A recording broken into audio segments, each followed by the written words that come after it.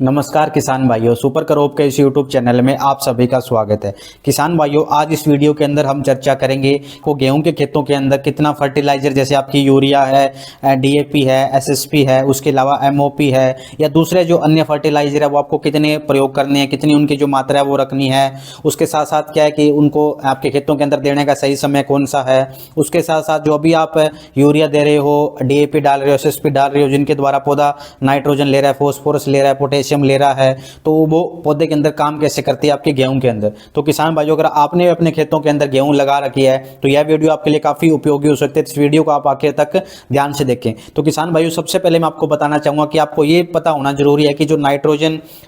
Phosphorus और potassium है उसका आपके गेहूं के पौधे के अंदर रोल क्या है। तो सबसे पहले किसान भाइयों, अगर मैं बात करूं आपके नाइट्रोजन की, जैसे आप यूरिया के रूप में देते हो, नाइट्रोजन उससे पौधा लेता है किसान भाइयों, तो जो नाइट्रोजन है उसका पौधे के अंदर आपके क्या रोल रहता है गेहूं के। तो किसान भाइयों, नाइट्रोजन आपके क्या काम करता है। एक तो आपके क्या कि जो बल्लियों की संख्या रहेगी, आपके जैसे बल्लियां आपके लगेगी जिस समय, तो उनकी जो संख्या, अगर आपके पौधे के अंदर पर्याप्त मात्रा में नाइट्रोजन होगा किसान भाइयों, तो जो बल्लियों की संख्या वो आपके बढ़ेगी। उसके साथ साथ अगर बात करूं किसान भाइयों, जो फोटोसिंथेसिस एक प्रोसेस होती है जो आप लगभग सभी किसानों को पता होगा, तो उस प्रोसेस को भी क्या है कि आपका नाइट्रोजन है ये बढ़ाता है। उसके साथ साथ जब आपके बल्लियां लग गई किसान भाइयों गेहूं के अंदर, तो उसके अंदर जो दाना होता है, उस दाने के अंदर जो प्रोटीन होता है किसान भाइयों, उस प्रोटीन को भी क्या है ये बढ़ाता है, जो नाइट्रोजन है वो है। उसके बाद में बात आती है कि फॉस्फोरस। किसान भाइयों, जैसे ही आपने गेहूं अपने खेतों के अंदर लगा दी, लगाने से जो अर्ली अवस्था होती है, यानी स्टार्टिंग का जो महीना डेढ़ महीना हम कर लो बिजाई के बाद में, उसमें सबसे ज्यादा जो जरूरत पौधे को पड़ती है ना किसान भाइयों, वो केवल और केवल फॉस्फोरस की ही पड़ती है। क्योंकि फॉस्फोरस किसान भाइयों क्या काम करता है आपके गेहूं के पौधे के अंदर, ये जो गेहूं की जो जड़ें होती है ना, उन जड़ों को बढ़ाने में सबसे ज्यादा जो सहायता पौधे को करता है वो किसान भाइयों फॉस्फोरस। अगर आपके पौधे के पास पर्याप्त मात्रा में फॉस्फोरस है तो समझो कि आपके पौधे की जो ग्रोथ होगी वो बहुत अच्छे तरीके से होगी। अगर पौधे के अंदर आपके फॉस्फोरस की कमी है,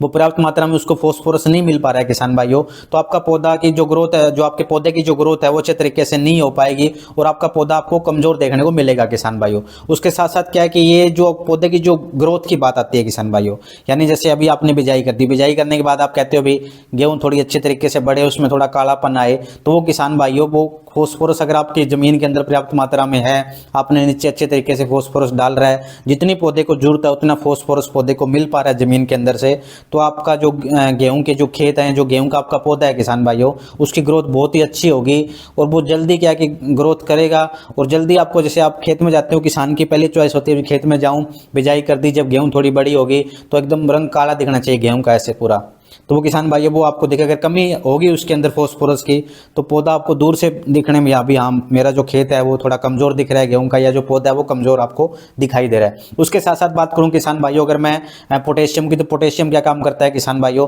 तो पोटेशियम आपकी एक तो जो फोटोसिंथेसिस जो प्रोसेस है उसको भी बढ़ाता है किसान भाइयों। उसके साथ साथ जो पौधा जमीन के अंदर से जो न्यूट्रिएंट ले रहा है या जो पानी ले रहा है किसान भाइयों, उसका जो ट्रांसपोर्टेशन हो रहा है, उसकी जो प्रोसेस है उसको भी किसान भाइयों जो पोटेशियम है वो बढ़ाता है किसान भाइयों। तो ये तो थे किसान भाइयों मेजर काम भी, नाइट्रोजन क्या काम करता है, फॉस्फोरस क्या काम करता है और पोटेशियम का क्या काम आपके गेहूं के पौधे के अंदर। अब बात आती है कि आपको डालना कितना कितना, यूरिया कितनी डालनी है, डीएपी कितनी डालनी है, सुपर फॉस्फेट कितनी डालनी है, या आपकी नाइट्रोफॉस्फेट अगर आपको मिल रही है तो वो कितनी डालनी है किसान भाइयों। तो सबसे पहले मैं बात करूंगा किसान भाइयों यूरिया की। तो किसान भाइयों यूरिया जो आपको नीम कोटेड जो यूरिया आपको मार्केट में मिलता है वो लगभग आपको 110 किलो प्रति एकड़ के हिसाब से डालना है किसान भाई, यानी बड़े बड़े आप लोगे तो किसान भाइयों 2 बैग आपको प्रति एकड़ के हिसाब से डालने हैं किसान भाइयों। जो किसान राजस्थान से जिनके बिगे का साइज थोड़ा छोटा है तो उस हिसाब से अपनी जो मात्रा है वो घटा के फिर प्रयोग करें किसान भाइयों। उसके बाद में अगर बात करूं किसान भाइयों मैं डीएपी के, तो डीएपी किसान भाइयों लगभग आपको 55 किलो प्रति एकड़ के हिसाब से प्रयोग में लेके आना है किसान भाइयों। उसके बाद में बात आती है कि सुपर फॉस्फेट अगर आपको मार्केट में मिल रहा है या फिर आपको नाइट्रोफॉस्फेट अगर मार्केट में आपको मिल रहा है, तो किसान भाइयों दोनों ही आप प्रयोग कर सकते हो। दोनों एक साथ प्रयोग नहीं करने, या तो आप सुपर फॉस्फेट प्रयोग करिए या फिर आप नाइट्रोफॉस्फेट है वो प्रयोग कर सकते हो किसान भाइयों। अगर आप सुपर फॉस्फेट प्रयोग कर रहे हो किसान भाइयों तो उसमें आपको क्या है कि 155 किलो प्रति एकड़ के हिसाब से जो इसकी मात्रा है वो आपको रखनी है किसान भाइयों। अगर आप नाइट्रोफॉस्फेट प्रयोग कर रहे हो तो उसकी जो मात्रा है किसान भाइयों वो 125 किलो प्रति एकड़ के हिसाब से आपको रखनी है। अब बात आती है कि अगर आप नाइट्रोफॉस्फेट अगर आप प्रयोग कर रहे हो, सुपर फॉस्फेट आपने प्रयोग नहीं करी, केवल नाइट्रोफॉस्फेट डालिए किसान भाइयों फॉस्फोरस के लिए आपने, तो उस अवस्था में आपको क्या करना है कि जो आपकी यूरिया किसान भाइयों वो 50 किलो कम कर देनी है।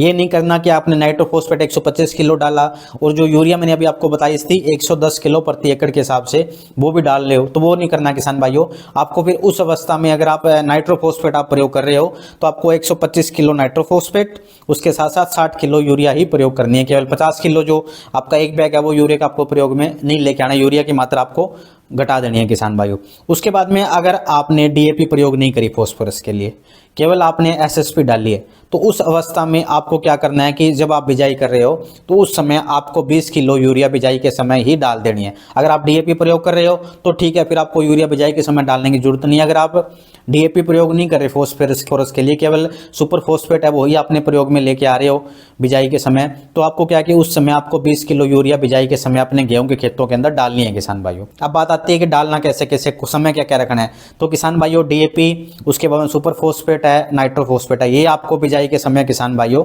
डाल देना अपने खेतों के अंदर। उसके बाद में एमओपी भी रहता है। आपके बहुत सारे किसान पूछते हैं भी एमओपी म्यूरेटॉप पोटास जो आता है, जो म्यूरेटॉप पोटास आता है वो हमें डालना है या नहीं डालना, कितना डालना है। तो किसान भाई अगर आपने सोइल टेस्टिंग करवाई है, उस सोइल टेस्टिंग रिपोर्ट के अंदर आपको ये नजर आ रहा है कि उसके अंदर मेरे खेतों के अंदर पोटेशियम की कमी है, तो आप जो प्रयोग कर सकते हो उसकी मात्रा 20 किलो प्रति एकड़ के हिसाब से रखनी है। ये नहीं कि बिना जरूरत के नहीं डालना है किसान भाई। जो भी फर्टिलाइजर है वो आपको कोशिश करिए कि अच्छी जगह से सोइल टेस्टिंग करवा के फिर उसके बेस पे अगर आप प्रयोग करें किसान भाई, क्योंकि ज़्यादा खाद डालने से कभी भी ज़्यादा पैदावार नहीं होती किसान भाइयों। आप बात आती है किसान भाइयों को, जैसे डीएपी आपने डाल दी, सुपर फॉस्फेट आपने डाल दी, नाइट्रोफॉस्फेट है वो आपने नीचे डाल दिया किसान भाइयों। अब जो यूरिया 2 बैग बचे हैं उनको कैसे डालें, तो किसान भाइयों आपको क्या करना है, जब आप पहला पानी लगाओगे किसान भाइयों, उस समय जो आपके पास जो यूरिया बची है उसका 45 किलो यूरिया आपको पहले पानी के साथ आपको दे देनी है किसान भाइयों। उसके बाद में जब आप दूसरा पानी लगाओगे तो उस अवस्था में आपको 45 किलो जो यूरिया आपके पास बची हुई है वो आपको अपने गेहूं के खेतों के अंदर डाल देनी है किसान भाइयों। अब बात आती है कि अगर आपका दूसरा पानी है वो थोड़ा लेट हो रहा है, पहला पानी तो समय पे लग चुका है हमारा, दूसरा पानी किसी कारणवश से लेट हो रहा है, अभी चाहे बारिश नहीं आ रही है या कोई नहर टाइम पे नहीं आ रही, कुछ भी आ रहा है, थोड़ा बहुत लेट हो रहा है, तो अगर दूसरा पानी आपका थोड़ा लेट लग रहा है किसान भाइयों, तो आपको क्या करना है, जब आपकी गेहूं 55 दिन की हो जाए, उसके चाहे 55 दिन पे या 55 दिन से 1-2 दिन आप ऊपर नीचे कर सकते हो, उस समय आपको क्या कि अपने गेहूं के खेतों के अंदर 45 किलो जो आपकी यूरिया है वो किसान भाइयों आपको डालनी है। बात आती है कि जिन किसानों ने एपीसीडर के द्वारा बिजाई करी है, जो अन्य आज के टाइम में बहुत सारी मशीनें आ रखी है जो क्या काम करती है कि जिन किसान भाइयों ने धान लगा रखा था, धान के ऊपर सीधे गेहूं की बिजाई कर देते हैं एक साथ ही, सारे काम एक साथ उनको अलग नहीं करने पड़ते भी, पहले धान निकाला फिर उसको मतलब पानी लगाया फिर और इक्विपमेंट चलाए कुछ भी किया, क्या वो एक साथ ही बिजाई हो जाती है। तो वो किसान भाई क्या काम जो खाद है वो किस प्रकार, क्योंकि उनकी खाद डालने का थोड़ा तरीका उनको अलग रखना पड़ेगा। तो उसमें क्या करना है किसान भाई, जब आप बिजाई कर रहे हो गेहूं की, उस समय आपको क्या करना है कि 65 किलो जो डीएपी है किसान भाइयों वो आपको बिजाई के समय ही साथ ही डाल देनी है मशीन के अंदर ही किसान भाइयों। उसके बाद में क्या काम करना है कि जब वो पहला पानी लगाएंगे तो उस समय 45 किलो जो यूरिया है वो उनको प्रयोग में लेके आनी है, और वैसे दूसरे पानी के साथ 45 किलो जो यूरिया है वो प्रयोग में लेके आनी है। उसके बाद में क्या बात आती है कि कुछ किसान भाइयों का ये सवाल रहता है कि मैंने जी आपके जो 45 किलो यूरिया थी वो पहले पानी पर डाल दी, 45 किलो यूरिया दूसरे पानी पर डाल दी, फिर भी मुझे अपने गेहूं के खेतों के अंदर नाइट्रोजन की कमी देखने को मिल रही है। तो वो किसानों को उस अवस्था में आपको क्या करना है किसान भाइयों, तो आपको उस अवस्था में आपको क्या करना है कि 3% जो यूरिया का सोल्यूशन है किसान भाइयों आपको, यानी आपको 9 किलो यूरिया प्रति एकड़ के हिसाब से उसको 300 लीटर पानी के अंदर अच्छे से मिला के एक अच्छा घोल तैयार कर लेना है। उस घोल का छिड़काव प्रति एकड़ के हिसाब से आपको करना है किसान भाइयों। और छिड़काव करते समय आपको एक बात का ध्यान रखना है कि जितने भी पौधे हैं उन सब पौधों तक यूरिया का छिड़काव अच्छे तरीके से जाए। ये ना हो कि आप कहीं सोचो 9 किलो जो यूरिया ले ली उसको 150 लीटर पानी मिला दिया, बड़ा बड़ा ऐसे फुहारा मार के और आप फारिग हो गए बोले डाल दिया, ऐसे नहीं डालने किसान भाइयों।